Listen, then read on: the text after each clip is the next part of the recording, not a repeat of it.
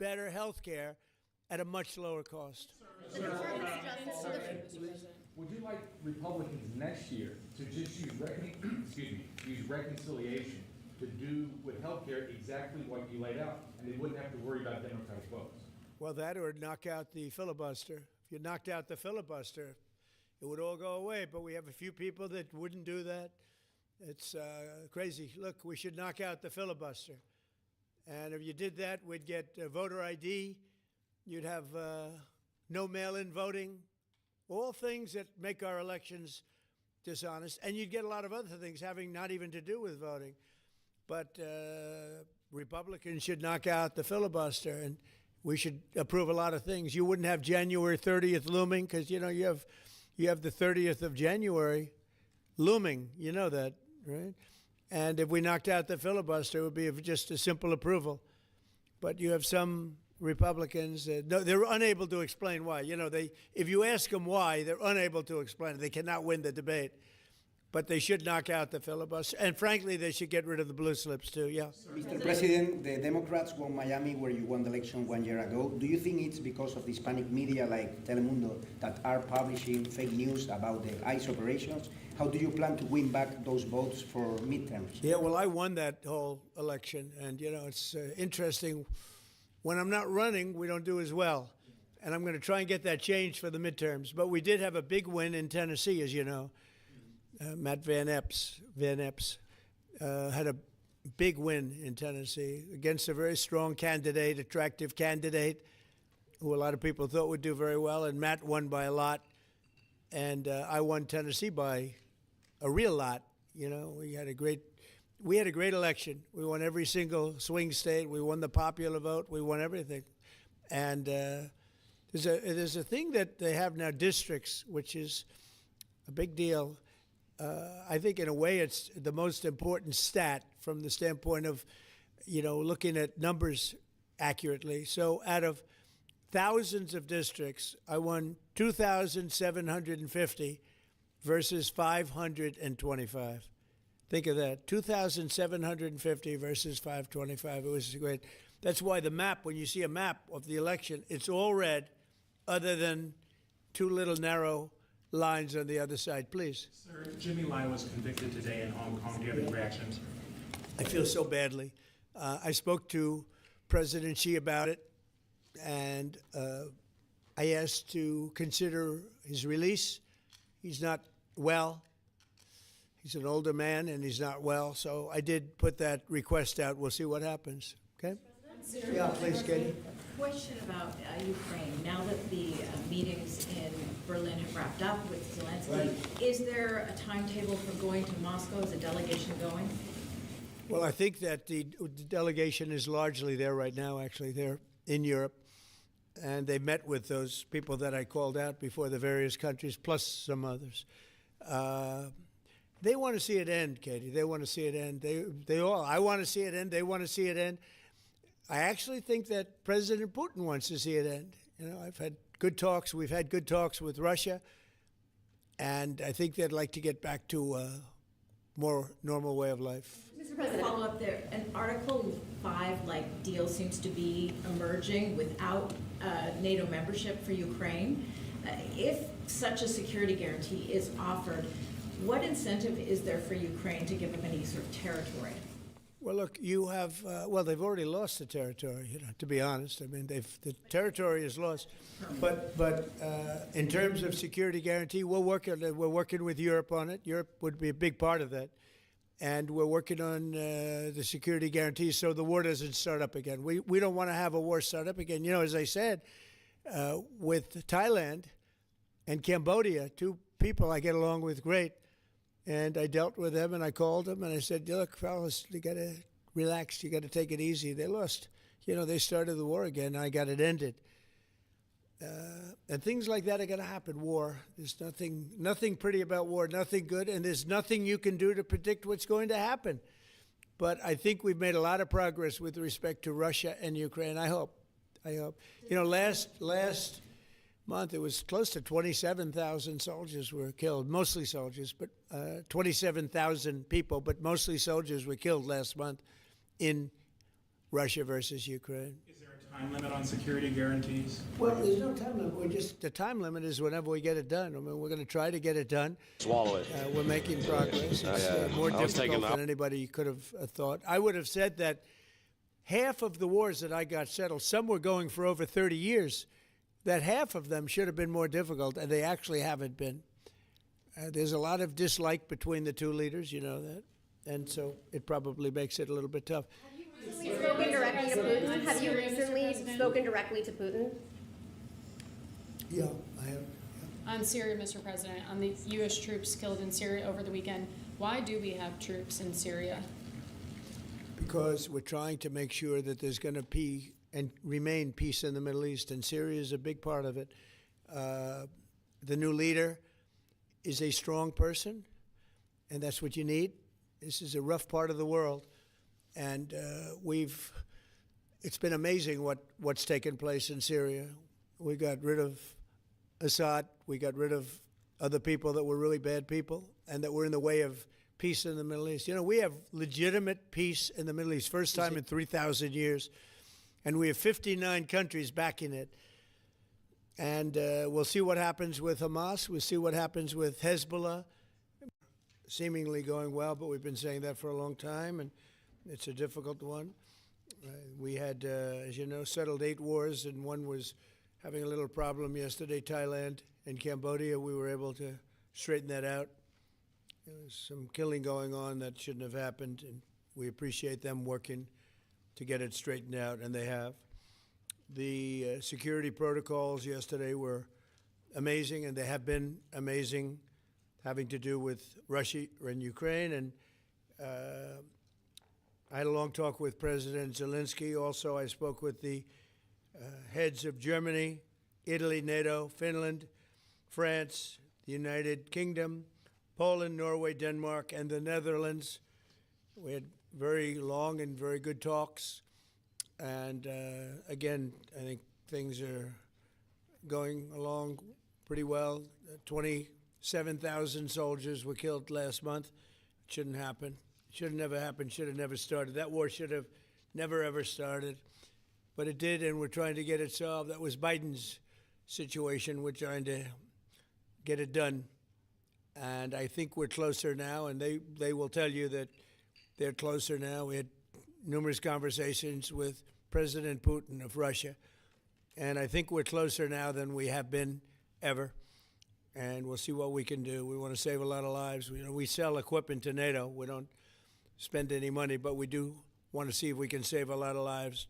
When you're losing 25,000 to 30,000 soldiers, mostly soldiers, other people too, from towns, and like places like Kiev, various other places throughout Ukraine. It's pretty bad. Nobody's seen anything like it, actually, since World War II. But we're getting closer. We're having tremendous support from European leaders. They want to get it ended also. And at this moment, Russia wants to get it ended. The problem is they'll want to get it ended, and then all of a sudden they won't. And Ukraine will want to get it ended, and all of a sudden they won't. So we have to get them on the same page, but I think that's working along. Very good talk. On day one of my administration, I signed an executive order making it core mission of the United States military to protect and defend their homeland, and today we're here to honor our military men and women for their central role in the protection of our border, something that I campaigned very, very strongly on, and they made me look really good. They're unbelievable. They made us all look good. I mean, we went from having millions of people pouring over our border to having none in the last 8 months, none. In a few moments, we'll officially recognize their service by awarding them the Mexican Border Defense Medal, which is a big deal. We're joined for this occasion by Secretary of War Pete Hegseth, Attorney General Pam Bondi, Chairman of the Joint Chiefs, General Dan Kane, Commander of U.S. Northern Command, General Gregory Gio, Commander of the Southern Border Task Force, Major General Scott Noman, Command Sergeant Major Brett Johnson of the U.S. Army's 10th Mountain Division, Administrator of the Drug Enforcement Agency, Terry Cole, and many other members of our administration who have done an incredible job on the border. You know, people forget now that the border has been secure for actually 7 months, think of it, more. And they don't mention the border anymore. Nobody talks about the border. They talk about affordability, and we're the ones that are bringing the prices down. We were given the worst inflation in our country's history, and we're bringing the prices down. But the affordability is on the Democrats because they have made it unaffordable to be in this country, but we're bringing those prices down, and they're coming down quickly. Energy is coming way down, and if you look, gasoline prices are hitting in many locations $1.99 a gallon. Nobody thought they'd see that. There were $4, $5, and $6 a gallon under Biden. In the 4 years before I took office, our southern border was surrendered to criminals, drug cartels, human traffickers, and child smugglers. Our entire southwest border on the Mexican side is under the physical control of cartels that are among the most violent entities nobody's ever seen anywhere on the planet, the most violent people on the planet. Remember when the Democrats and others, the radical left, used to say that the people they're allowing into our country, immigrants, are nice people. They're not violent like our people. Well, they make our people look like babies. These are some of the most violent criminals anywhere on earth from many countries, not just Venezuela. Venezuela emptied their jails into our country, but others have also. The Congo has. So many other countries have. And we don't put up with it. I have to say the drugs coming in by sea are down 94%. And we're trying to figure out who the other 6% are.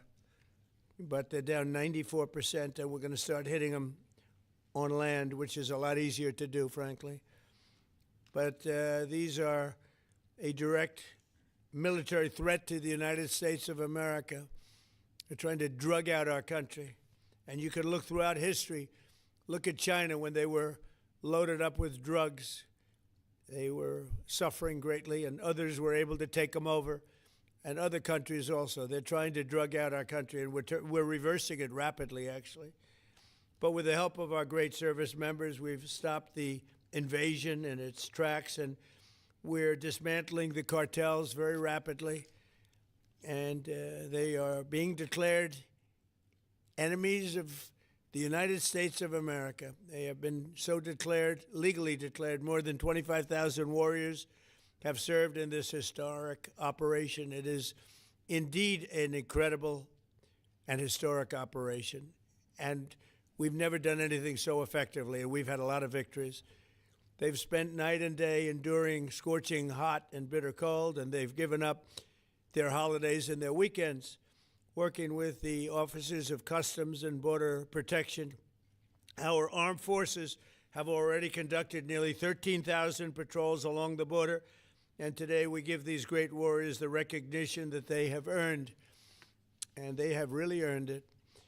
The military component of our border security efforts is just the beginning. We're also designating the drug cartels as foreign terrorist organizations, a big deal from a legal standpoint and military standpoint.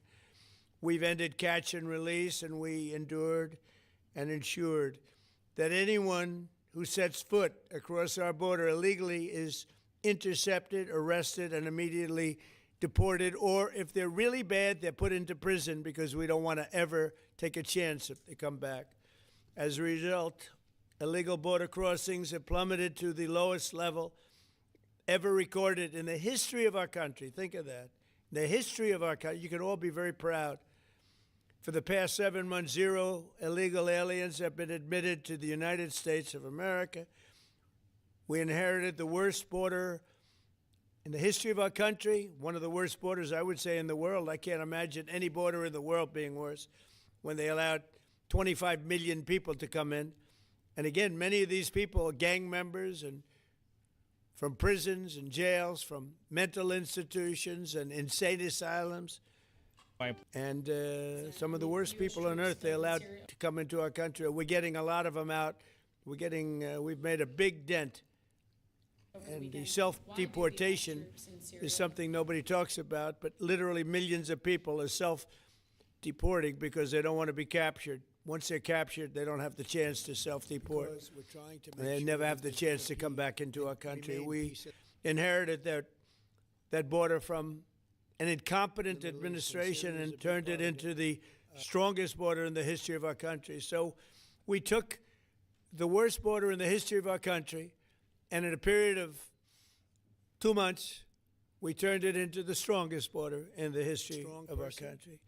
During this time, we've also achieved a 50% drop in the amount of fentanyl coming across the border, and China is working with us very closely and bringing down the number and the amount of fentanyl that's being shipped. You know, fentanyl is very bad when you mix it with certain ingredients, but it also is amazing what's very taken important place for in Syria. medicine, for anesthesias, various other things. I want people to understand that. It's not made necessarily for bad. When it's mixed with certain Assad, things, we it got rid of- becomes we got bad. rid of the people that were And that's what's Assad, taking we place got in rid of Mexico. And other people that we've were got really it down bad to a people.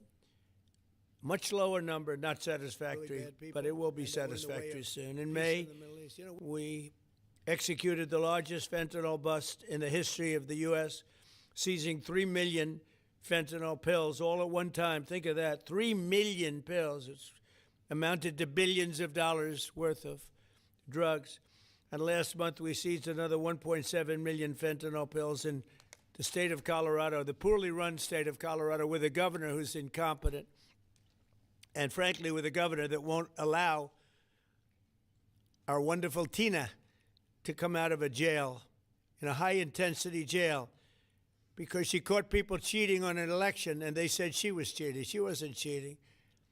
She went over, she looked at one of the election scams going on, and because she did that, they put her in jail for 9 years.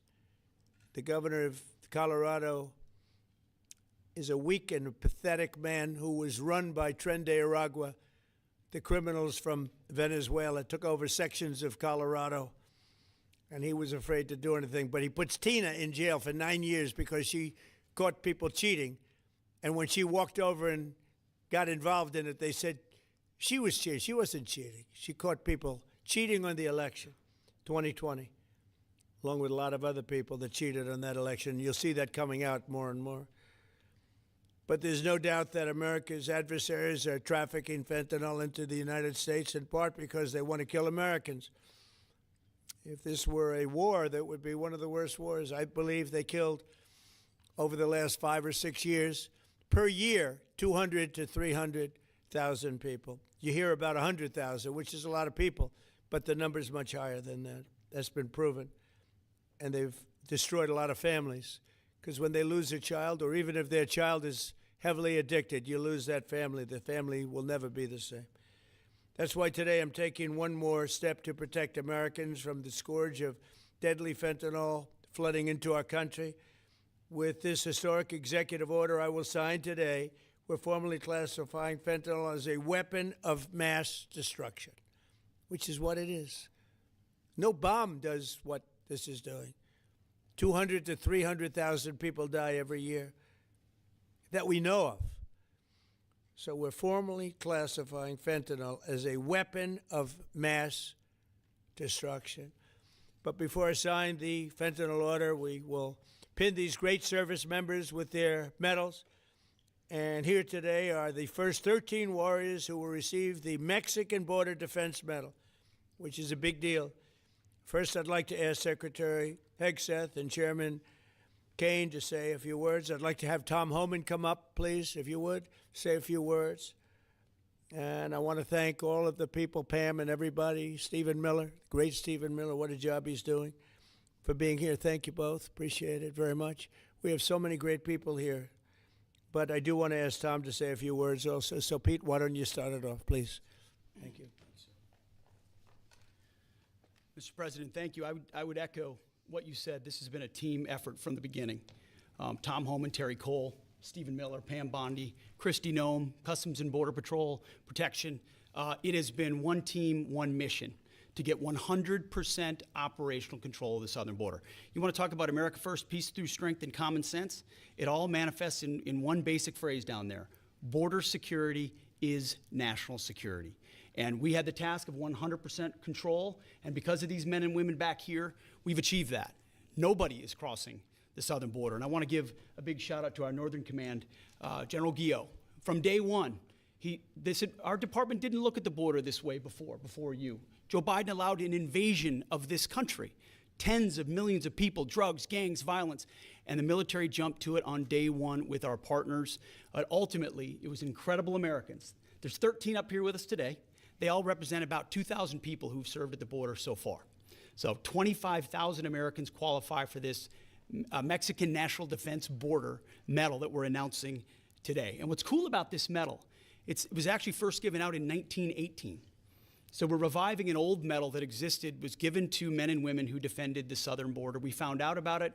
We used the exact same foundry with the exact same imagery, same color, same medal, same everything. So our men and women will be wearing that very same medal as Americans 100 years before who were asked to defend the sovereignty of our country. President Trump was elected to do that. You have done that, Mr. President. We're proud of this mission. We're proud to defend the American people. And pinning these medals on is an example of how important it is to us. So thank you, Mr. President. Appreciate it. Thank you. Well, Mr. President, Mr. Secretary, I want to echo your thanks and gratitude for the Joint Force. I also want to highlight General Guillot, General Nauman, and Command Sergeant Major Johnson, but also leaders at every level that came together, not just in our joint force, but in the interagency. And I want to specifically highlight our Border Patrol teammates and our Office of Air and Marine teammates who, when I went down to the southern border and visited, were right there next to the joint force.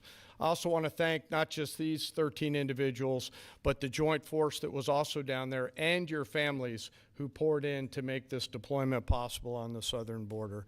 And of course, this time of the year, I'm always thinking about our currently deployed forces who are out there around the world doing our nation's business, and of course our fallen and their families who show us what courage and tenacity really are as they move forward after the loss of a service member. So thank you, Mr. President. Thank you, Mr. Secretary. Tom, please.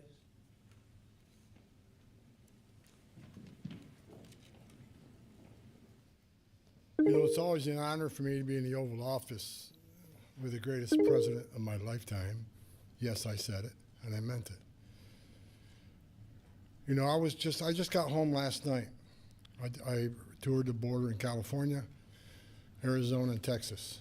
I did it in a four-wheel drive. I did it on the river. I did it from the air. Hundreds upon hundreds of miles of border. I didn't see one illegal alien. Not a single one. I've done this since 1984. I worked for 6 different presidents. No one's done more than President Trump. What he has done is gave us the most secure border in the history of this nation. Hard stop. I went to hundreds of miles of border and didn't see one illegal alien.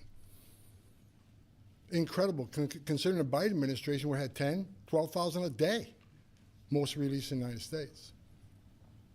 I'm proud to be with these patriots behind me. I'm already proud to be in the Oval Office of the President, but being with these heroes, I met some of these soldiers down on the border. And actually, a shout out to Fort Drum, New York. We got some 10th Mountain Division here, so Elise Stefanik, Claudia Tenney, we all love Fort Drum and the 10th Mountain. So look, this is a game changer. I want to make something perfectly clear, because we get attacked all the time being inhumane. The Biden administration is much more humane. It's a bunch of crap.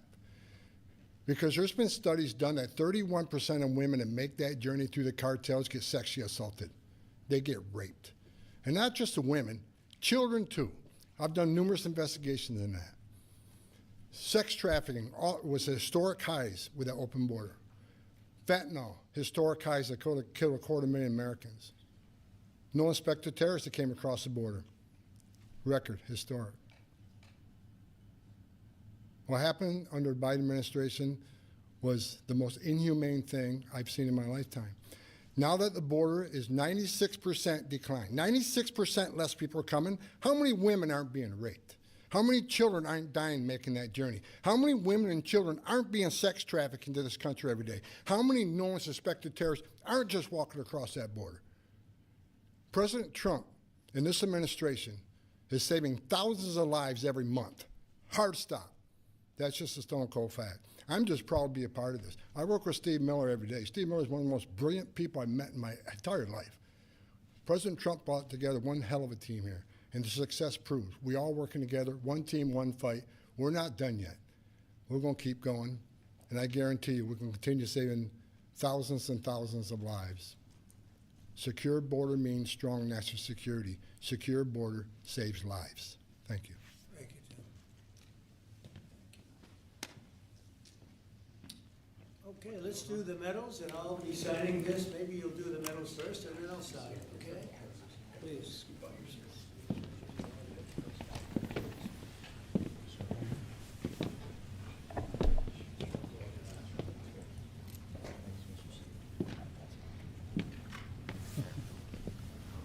Nice medal. It's not bad.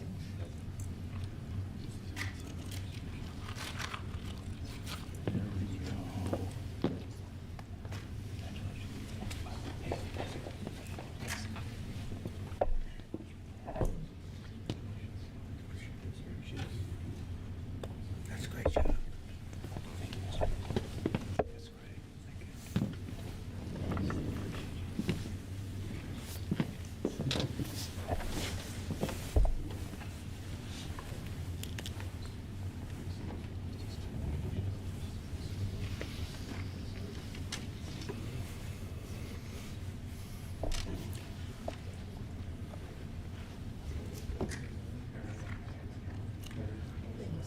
Great job. Great job, fellas. Thank you, Mr. President.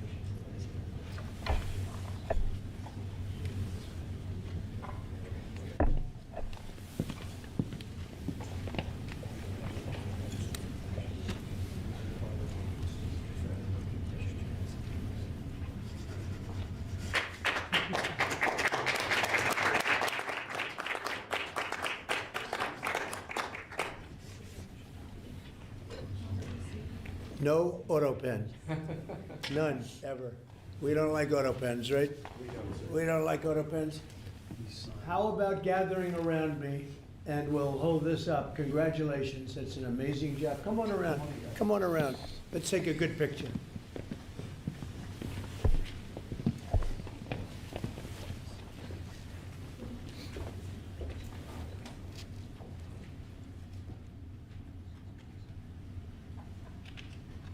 Fantastic job. You guys, fantastic job. Thank you very much. Great job. Thank you, Mr. President. Great job. What you've done is unprecedented. How about holding that up? You guys hold it up. Nice. Hold it up high. You deserve it more than me.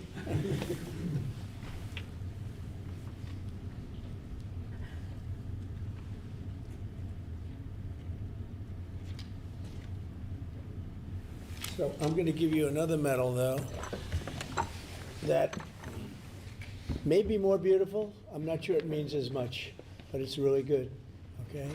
This is gun medal. This is the one the military loves. So we're going to start, okay? Thank you, Mr. President. Thank you, David. Here you go. Thank you, Mr. President. Thank you, Mr. It's President. pretty nice.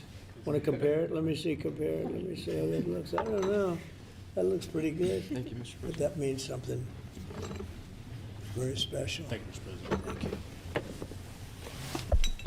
Thanks, Mr. President.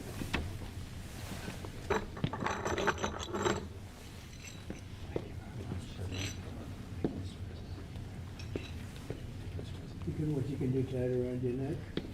It's got a nice ribbon. I think you'll like it. It's special. We don't give them to many people. Thank you, Mr. President. Thank you, Mr. President. Thank you, Mr. President. Come on over here. Come here. Look at this guy. The man's being happy. That's 4 sides up big. That means a lot up there.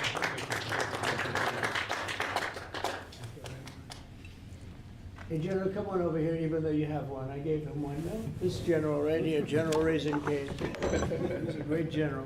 Thanks very much. Well, thank you very much, everybody. It's an honor. This is a fantastic moment. I haven't done this before. And the job they've done on the border is unthinkable. What they